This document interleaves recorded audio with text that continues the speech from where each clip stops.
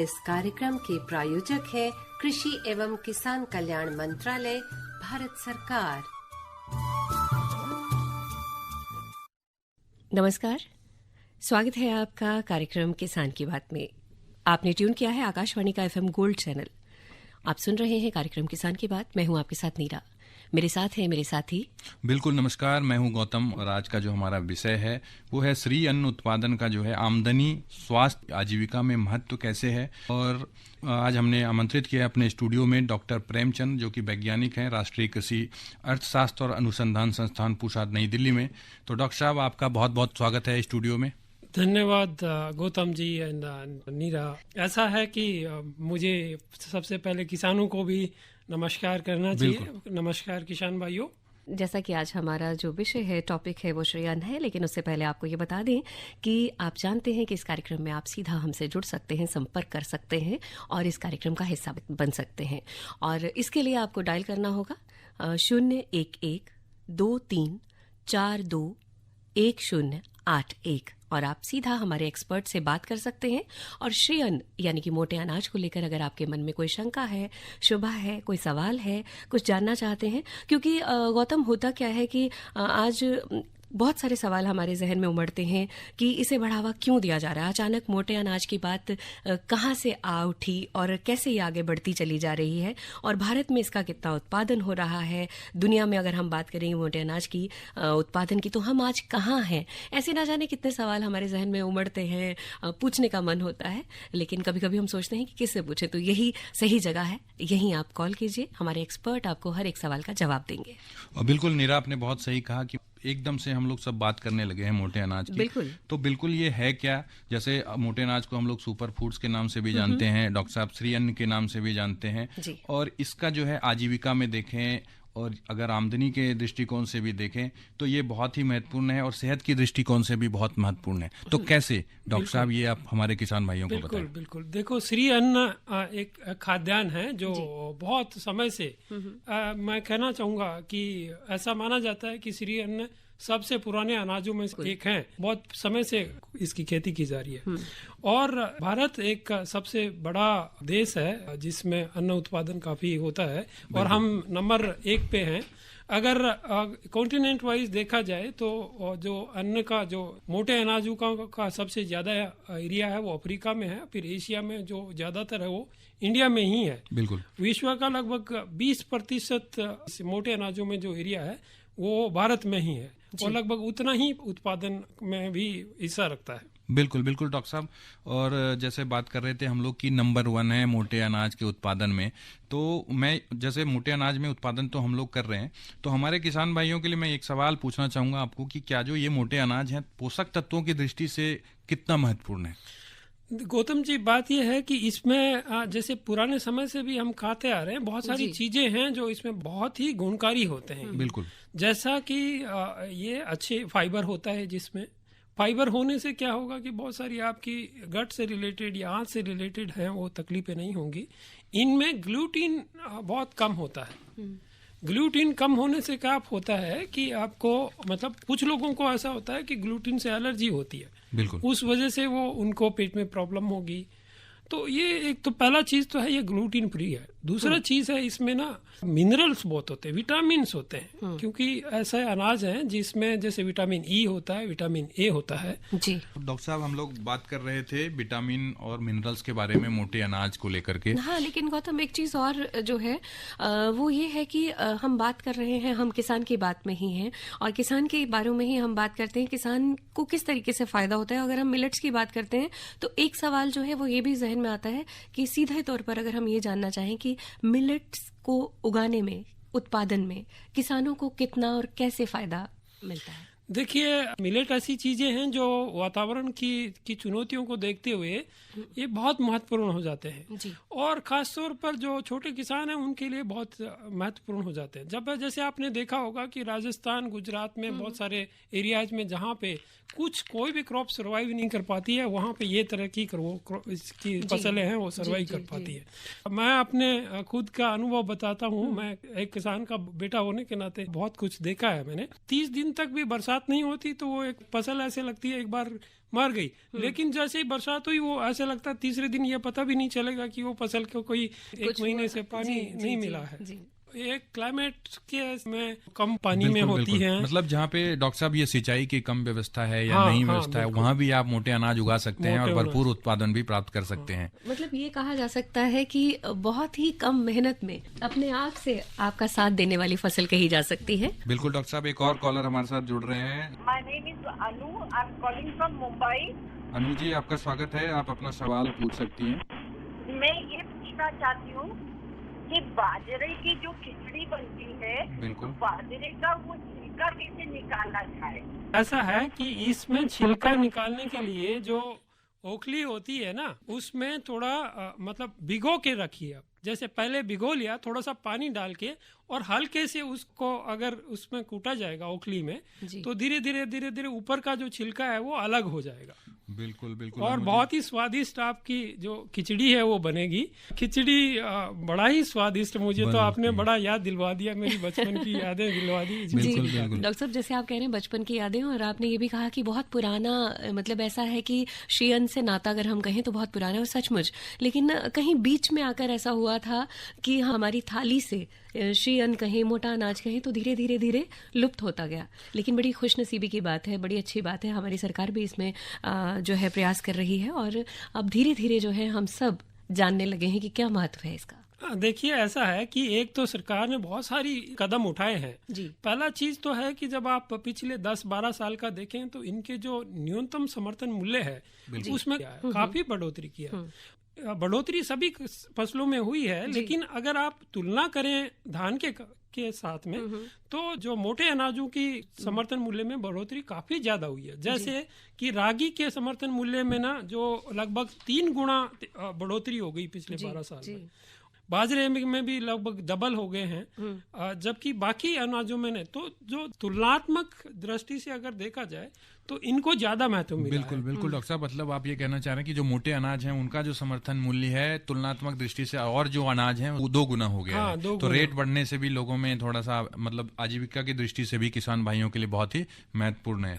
और हम लोग जैसे बात कर रहे थे श्री अन्न खिचड़ी की बात कर रहे थे, तो कॉलर हमारे साथ जुड़ रहे हैं, पहले इनका सवाल ले लेते हैं। डॉक्टर साहब, स्वागत है कार्यक्रम में, आप नाम बताएं अपना। राजा बात कर रहा हूँ जी। राजा साहब बताएं। हाँ, बड़ा अच्छा प्रोग्राम आपका लग रहा है, खास करके आप जो है अनाज पे है। बहुत बहुत धन्यवाद सर।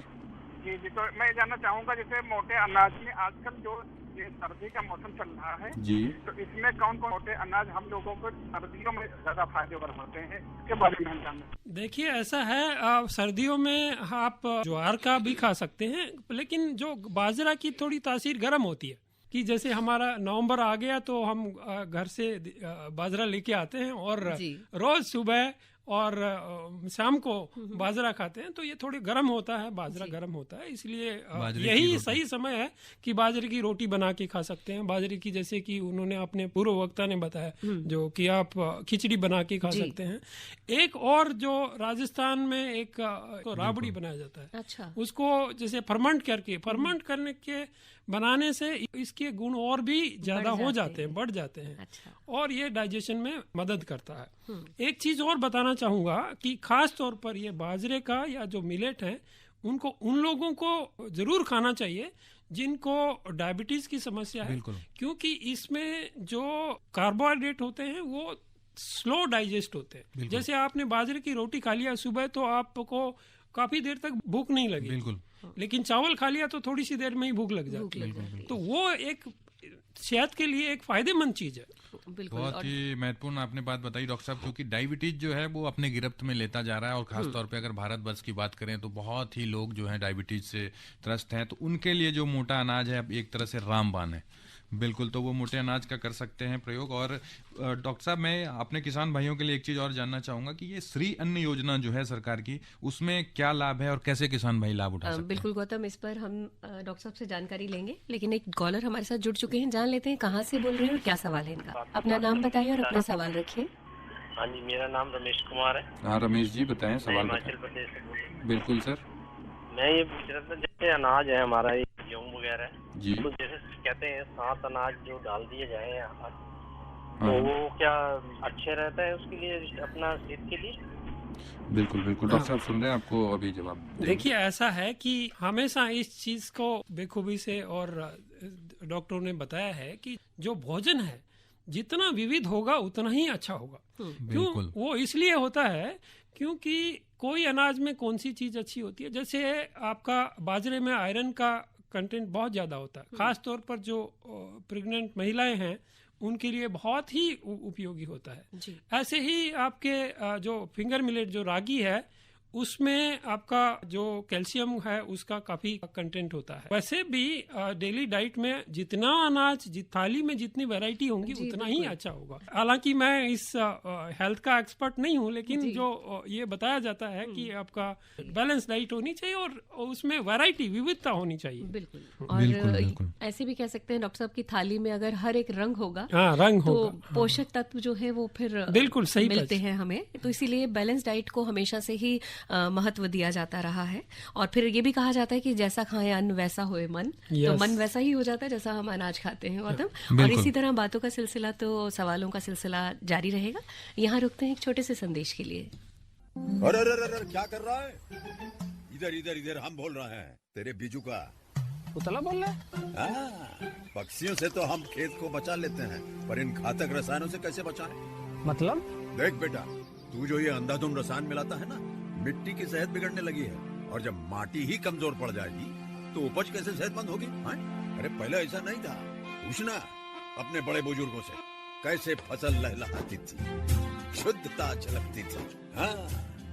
माटी भी तंदुरुस्त। स्वागत है आपका एक बार फिर कार्यक्रम किसान की बात में। आप सुन रहे हैं FM गोल्ड। श्रोताओं के कॉल से पहले हम लोग बात कर रहे थे श्री अन्न योजना के बारे में। श्री अन्न योजना जो है वो किसानों को क्या लाभ मिलता है और कैसे लाभ उठा सकते हैं किसान? देखिए, ऐसा है कि 2023 का वर्ष था, वो अंतर्राष्ट्रीय मिलेट का वर्ष था। बिल्कुल। और वैसे भी पिछले कुछ सालों में ना जो मोटे अनाजों की लोगों के प्रति रुझान बढ़ा है और इसकी मांग बढ़ी है, और इसी कारण इनकी प्राइसों में भी वृद्धि हुई है।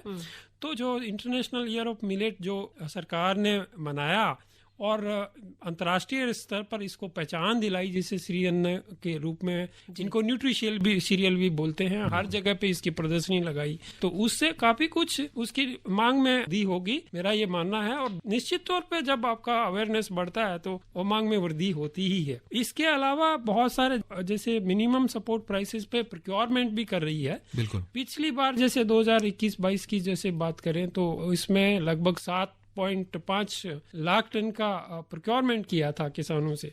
तो ये सब चीजें हैं जो किसानों के लिए फायदे की बातें हैं। तो एक और कॉलर हमारे साथ जुड़ चुके हैं, जान लेते हैं कहाँ से बात कर रहे हैं और इनका क्या सवाल है। सर क्या कहते हैं, हम सुल्तानपुर से बोल रहे हैं। बिल्कुल बताइए। ज्वार और बाजरे की बुआई कब होती है? ओम प्रकाश नाम है। देखिए, ऐसा है, ज्वार और बाजरे की बुआई लगभग जून के महीने में जब बरसात के समय में होती है। यह बरसात की फसल है। जिसके पास अगर सिंचाई का साधन है वो कह सकते हैं कि आप जून से स्टार्ट कर सकता है। और जिसके पास जो बारिश पर ही निर्भर है वो बारिश के हिसाब से, जैसे अगर मई के आखिरी हफ्ते में भी अगर बरसात होगी तो उसमें उगा सकता है, कोई दिक्कत नहीं। जी डॉक्टर साहब, इस तरह से सवाल जो हैं वो तो और भी बहुत सारे जो है श्रोताओं के कॉल भी आ रहे हैं और हमारे जहन में भी लगातार कुछ ना कुछ उमड़ रहा है। तो सबसे जरूरी एक बात और भी आती है कि जैसे आपने कहा कि अभी कुछ वर्षों में मोटे अनाज पर बहुत जोर दिया जा रहा है और इसके महत्व को भी हम सब ने समझा है। तो जहां बात आती है इसके पोषक होने की, या फिर हम बात करते हैं जैसे अभी आपने कहा कि अगर कोई प्रेग्नेंट है तो अगर वो मोटे अनाज, तो कहीं ना कहीं एक चीज है कि कब क्या खाएं। मोटे अनाज में तो बहुत सारी चीजें आती हैं, तो उस पर अगर आप थोड़ी सी जानकारी दें। देखिए, ऐसा है, ये निर्भर करता है कि क्या चीज कहाँ हो रही है, और जो चीज जहाँ पैदा हो रही है ना, उसका प्रकृति ने ऐसा सिस्टम बनाया है कि वो उस जगह के लायक ही और उस जगह के हिसाब से ही उगता है।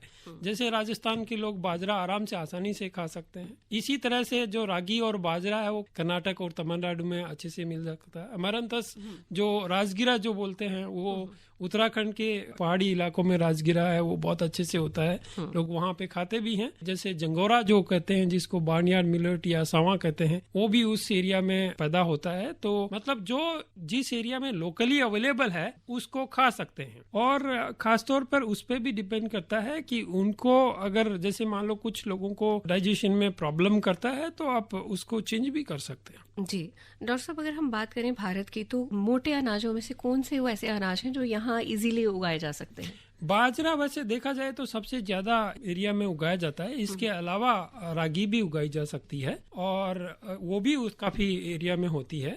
इसके अलावा जैसे मैंने बताया कि जो सावा है, जिसको जंगोरा बोलते हैं, वो भी होती है। कुटकी है, कोडो है। कोदो कुटकी जो मध्य प्रदेश के जो ट्राइबल एरियाज हैं, जो वहाँ पे काफी एरिया में उगाया जाता है। बिल्कुल बिल्कुल डॉक्टर साहब। और जैसे जो छोटे किसान भाई हैं हमारे जहाँ पे, और जो सुदूर क्षेत्र में रहते हैं, जैसे पहाड़ी इलाकों में रहते हैं, तो उनको कितनी सिंचाई की जरूरत पड़ती है? अगर मोटे अनाज में हम बात करें, जैसे ज्वार है, बाजरा है, रागी, महुआ, सामा, सौवा, कुटकी, तो ये जो सब में एक ही तरह के सिंचाई प्रबंधन जरूरी है या फिर कुछ अलग, किसी में ज्यादा किसी में कम? ऐसा है कि मोटे अनाज लगभग उनमें सिंचाई की जरूरत है, वो बरसात से ही हो जाते हैं। बिल्कुल। और जहाँ पे किसानों के पास अगर पानी की उपलब्धता है तो वो क्रिटिकल स्टेज हैं कुछ, तो उनके ऊपर जैसे ग्रेन फिलिंग स्टेज है या फ्लोरिंग स्टेज है, उसके ऊपर वो सिंचाई दे सकते हैं उपलब्धता के हिसाब से। अदरवाइज होता यह है कि इनमें जो बरसात पे निर्भर होती हैं और लगभग बरसात में हो जाती हैं, क्योंकि जैसे मैंने बोला कि ये इनका पर्यावरण की दृष्टि से बहुत महत्व है, क्योंकि ये बहुत ही कम पानी की आवश्यकता होती है और इसके अलावा इनका सिस्टम ऐसा है। डॉक्टर साहब, एक और कॉलर हमारे साथ जुड़ रहे हैं, तो स्वागत है कार्यक्रम में आपका। जौ बाजरे असम के अंदर जैसे बिल्कुल बारिश आता है तो उधर कुछ देखिए, असम के अंदर में बाजरा हो सकता है, लेकिन थोड़ा सा ये होता है कि अगर असम है वो जो फ्लड प्रोन एरिया है, जहाँ पे बाढ़ से प्रभावित होता है, तो उस केस में थोड़ा सा दिक्कत हो सकता है, क्योंकि धान में पानी ठहराव वो सहन कर लेता है, लेकिन बाजरा पानी ठहराव सहन नहीं करता है। तो वो किसान उस चीज को ध्यान में रख के ही करें। अगर उनके खेत में अगर पानी ठहरता है तो वो उस चीज को ना उगाएं, जबकि जो ऊंची जमीनें हैं जहाँ पानी नहीं ठहरता है, वहाँ पे इसको उगाया जा सकता है। बिल्कुल बिल्कुल डॉक्टर। और नीरा, हम लोग अपने कार्यक्रम के दौरान हम लोग श्रोताओं को सुनवाते हैं मेरी कहानी मेरी जुबानी, जो कि सरकार के योजनाओं में जो लाभार्थियों से बातचीत होती है। तो आज के कड़ी में हम लोग सुनवाएंगे गंगा राम जी को, जो कि अटल इनोवेशन योजना से फायदा उठा रहे हैं। तो आइए सुनते हैं मेरी कहानी मेरी जुबानी में गंगा राम की जुबानी। हमारा नाम गंगा राम चौहान है और एक नवाचारी है। हम उत्तर प्रदेश के गोरखपुर जिले के निवासी हैं। अटल इनोवेशन मिशन के लगभग 2 साल से हम लाभार्थी हैं और इसमें नवाचार ही करते हैं और इसकी सुविधा का हम लाभ ले रहे हैं। ये उत्तर प्रदेश के मेरठ जिला में है। मेरठ में एक इंजीनियरिंग कॉलेज है, MIET, Meerut institute of engineering technology. उसी में ACIC MIT मेरठ फाउंडेशन बना हुआ है, उसी में हम लाभ ले रहे हैं। जितने भी नवाचार होते हैं तो वहाँ पर रख करके बहुत सारे नवाचार हमने किया है, वहीं पर हम रहते हैं। वहाँ पर रहने के लिए हॉस्टल दिया गया है, मेस दिया गया है और रहने खाने पीने के लिए सारी सुविधाएं हैं। हमको मानदेय भी अच्छा खासा दिया जाता है।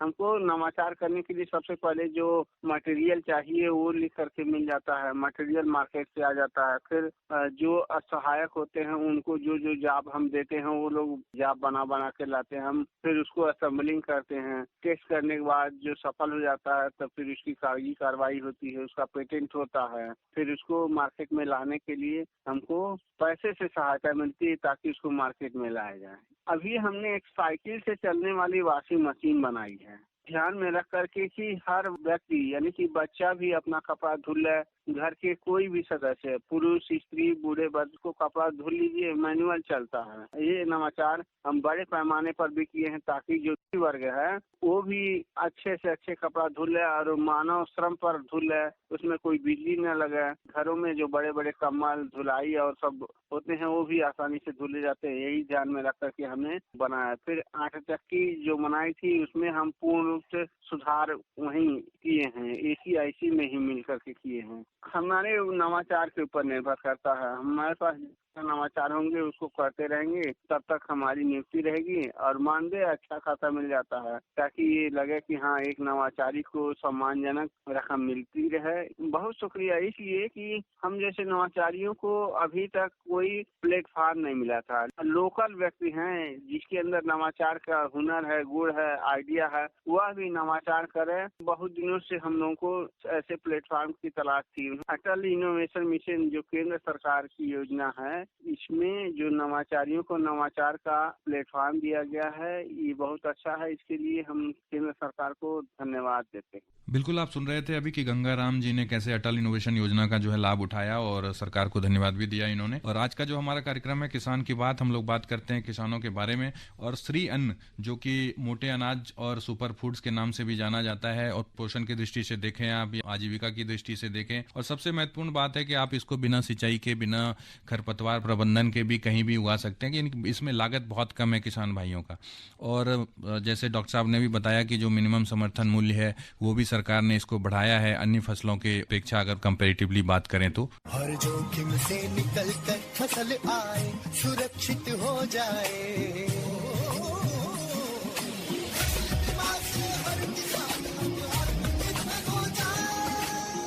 संकट के समय प्रधानमंत्री फसल बीमा योजना किसानों के लिए वरदान है। अब सूखा पड़े या बाढ़ आ जाए कोई डर नहीं, अब ओले पड़े या कीट पतंगे फसल खा जाए कोई फिक्र नहीं, क्योंकि हमने लिया है प्रधानमंत्री फसल बीमा। बुआई से फसल कटाई तक हर जोखिम का दावा, न्यूनतम प्रीमियम पर अधिकतम भुगतान का वादा। योजना से हर साल जुड़ रहे हैं 5 करोड़ से ज्यादा किसान। अब आपकी है बारी। नजदीकी कृषि कार्यालय, सहकारी समिति, बैंक शाखा, अधिकृत बीमा कंपनी या जन सेवा केंद्र में स्वेच्छा से करा सकते हैं पंजीकरण। फसल बीमा पोर्टल या फसल बीमा ऐप द्वारा भी कराया जा सकता है पंजीकरण। प्रधानमंत्री फसल बीमा योजना, आपकी फसलों का संपूर्ण सुरक्षा कवच, कृषि एवं किसान कल्याण मंत्रालय। डॉक्टर साहब, और एक बार फिर से आपका स्वागत है कार्यक्रम में। और हम लोग बात कर रहे हैं मोटे अनाज के बारे में। तो मोटे अनाज को प्रोत्साहित करने के लिए जो भी मोटे अनाज का उत्पादन करते हैं हमारे किसान भाई, तो उनके प्रोत्साहन के लिए क्या कदम उठा रही है? देखो, जैसे मैंने बताया कि एक तो समर्थन मूल्य में हो, इसके अलावा बहुत सारी ऐसी स्कीम है जिसके थ्रू सरकार है वो इसको बढ़ावा दे रही है। राष्ट्रीय कृषि विकास योजना में भी बहुत सारी सहायता दी जा रही है। दूसरा एक चीज मैं जरूर बताना चाहूंगा कि ये ऐसी फसलें हैं, जैसे आपने बताया कि कैसे आजीविका में ये हेल्प करती हैं, और कैसे जैसे इसका लाइव स्टॉक से बड़ा इंटीग्रेशन है। बिल्कुल। जैसे अगर धान का जो चारा है या धान का जो पुआल है वो एक्चुअली इतना अच्छा नहीं होता पशुओं के लिए जितना उसका होता है आपका बाजरे का होता है। और दूसरा उसकी क्वांटिटी है ना वो भी ज्यादा होती है। जैसे धान की पैदावार 1 क्विंटल है तो 1 क्विंटल चारा होगा, लेकिन यहाँ पे 1 क्विंटल अगर बाजरा होता है तो 2 क्विंटल चारा होगा। तो ये चारे की दृष्टि से बहुत महत्वपूर्ण है, इसीलिए ये आजीविका में है। बिल्कुल बिल्कुल डॉक्टर साहब, आपने बहुत ही महत्वपूर्ण बताई आपने बात, क्योंकि जो किसान भाई हैं उसके लिए पशु जो है पशुधन है, और उनके लिए चारे का इंतजाम करना भी उनकी बड़ी जिम्मेदारी है। बिल्कुल। और इसी के साथ आपसे जानना चाहेंगे कि आज का ये कार्यक्रम आपको कैसा लगा। आप हमें बता सकते हैं ईमेल के जरिए। ईमेल है kkbongold@gmail.com। आपके सुझावों का हमें इंतजार रहेगा। बेसब्री से आप बताइए ताकि हमें पता चले कि आपको ये कार्यक्रम कैसा लगा। बिल्कुल। और घड़ी है वो इजाजत दे रही है हमें कि कार्यक्रम से विदा लेने का। और डॉक्टर साहब, आप हमारे स्टूडियो में आए और बहुत ही अच्छी जानकारियां साझा की हमारे किसान भाइयों के साथ मोटे अनाज को लेकर, श्री अन्न को लेकर। उसके लिए आपका बहुत बहुत धन्यवाद। इस कार्यक्रम के प्रायोजक थे कृषि एवं किसान कल्याण मंत्रालय, भारत सरकार।